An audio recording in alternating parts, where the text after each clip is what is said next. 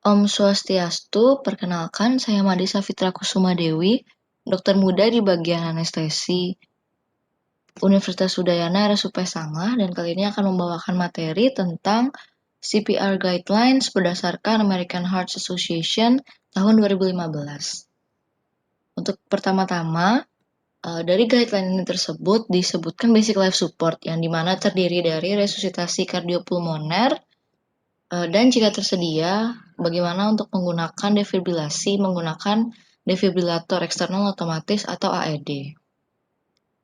Jadi dibahas juga bahwa kunci untuk survival dari kejadian sudden cardiac arrest adalah pengenalan dan pengobatan dini, terutama inisiasi dari CPR yang berkualitas dan defibrilasi yang dilakukan secara dini. Ini merupakan algoritma dari basic life support yang dipaparkan di guideline tersebut. Yang pertama kita lakukan adalah melihat keadaan sekitar dan memastikan bahwa keadaan sekitar aman, dan kita juga harus memastikan bahwa kondisi penolong itu aman. Baru setelah kita periksa respon dari korban dengan AVPU, lalu kita lihat jika pasien unresponsive, maka kita shout for help terlebih dahulu untuk mengaktifkan emergency response system dengan memanggil penolong yang lebih berkompeten seperti petugas medis maupun ambulans.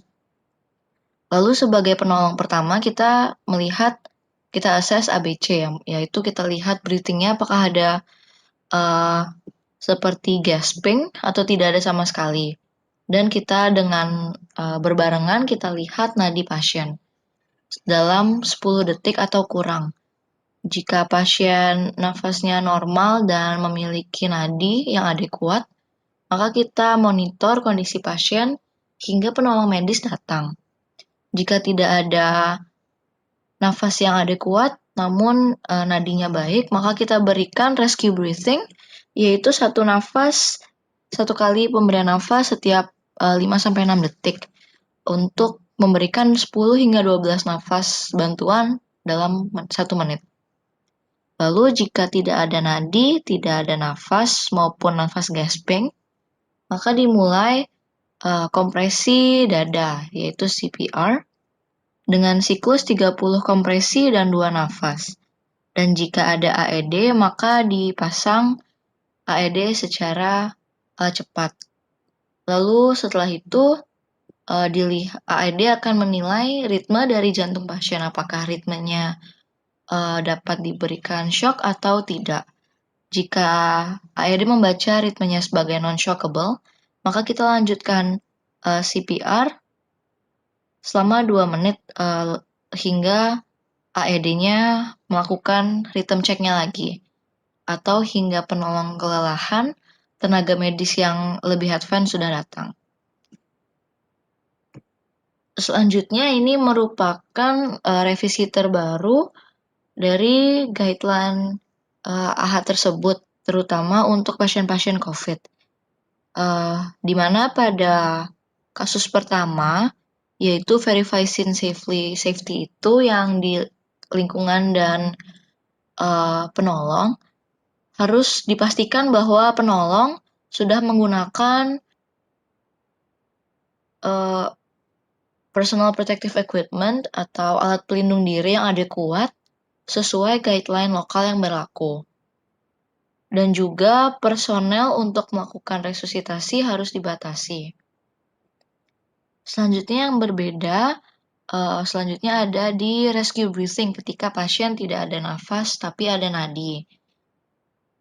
Di mana dilakukan tidak mouth to mouth, namun menggunakan back mask device yang menggunakan filter agar partikel aerosolnya tidak menyebar atau terlepas dengan bebas. Dan juga pada pemberian CPR, untuk 30 kompresi dan 2 nafasnya itu, 2 nafasnya dilakukan dengan back mask device yang tadi yang dengan filter, maupun diprioritaskan untuk memberikan aero yang lebih paten atau pemberian oksigen dengan face mask. Perbedaannya, di situ.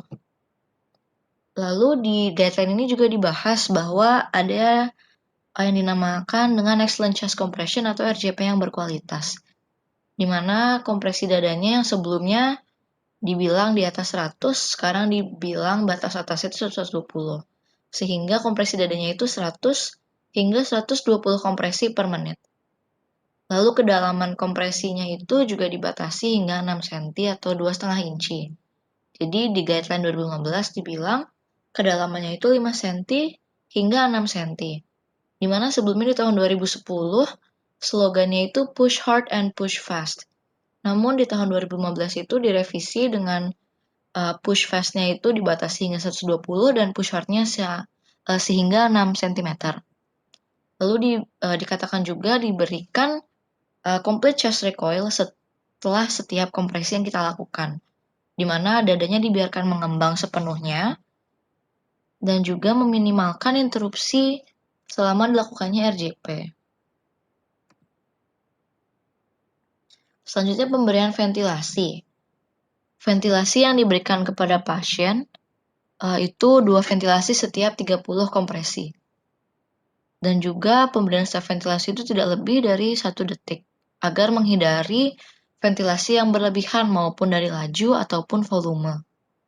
Pada pasien-pasien dengan pemasangan airway device seperti supraglottis airway maupun intubasi dengan selang endotrakeal, maka diberikan 1 ventilasi setiap 8 hingga 10 detik, yaitu 6 hingga 8 kali per menit. Selanjutnya untuk defibrilasi, ini merupakan bagian dari BLS. Setelah defibrilator tersedia, yang memasangkan itu harus memasangkan defibrilatornya dan akan dinilai ritme jantung dari korban. Karena kan alatnya itu otomatis, maka dia akan melihat jika pasiennya ini diindikasikan yaitu gelombang VT-VF, maka akan diberikan defibrilasi atau gelombang shock oleh AED-nya itu. Pada BLS, setelah diberikan 1 kali shock oleh AED, maka AED akan meminta penolong untuk segera melanjutkan kompresi dada dan akan mengevaluasi ulang irama jantung dari korban setiap 2 menit. Untuk evaluasi nadi dan irama jantung, karena kita harus menerapkan prinsip meminimalkan interupsi untuk mengurangi risiko otak tidak mendapatkan oksigen, maka evaluasi nadi dan irama jantung dilakukan setelah 2 menit atau dilakukan 5 siklus RJP. Dan setiap meriksa denyut nadi, karena yang melakukan itu penolongnya, harus dilakukan dalam kurun waktu kurang dari 10 detik dan jika tidak ada denyut atau denyutnya itu tidak diraba dengan baik, maka harus segera dilanjutkan CPR-nya atau RJP-nya. Untuk irama jantung, karena AED-nya secara otomatis akan menyebutkan kalau alat itu akan mengecek irama jantung, maka kita mengikuti dari komando alat tersebut. Di guideline ini juga dibahas adanya compression only CPR, di mana kondisi-kondisi yang memungkinkan ini dilakukan adalah kondisi saat penolong tunggal. Karena kembali ke prinsip awal itu meminimalkan interupsi, ketika penolong tunggal dia tidak bisa dengan cepat memberikan ventilasi setiap 30 kompresi, maka lebih dipilih untuk memberikan kompresi tanpa memberikan ventilasi hingga penolong yang lebih advance datang. Dan juga ketika tidak dapat dilakukan mouth to mouth, contohnya seperti era COVID sekarang dan tidak memiliki APD yang lengkap, contohnya penolong awam atau tenaga medis yang tidak memiliki alat yang lengkap untuk ventilasi dengan filter, maka dipilih untuk melakukan compression only CPR.